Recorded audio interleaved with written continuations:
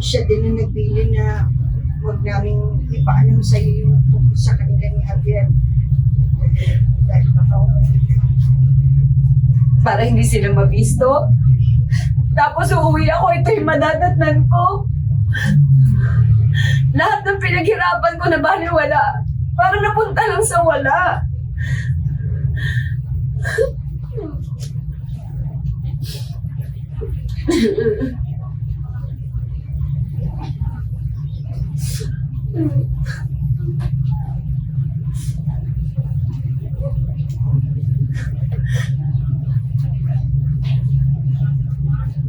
Kape pa.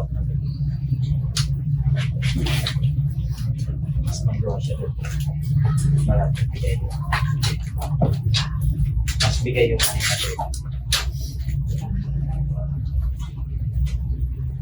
Cut mo na direct. Okay, cut.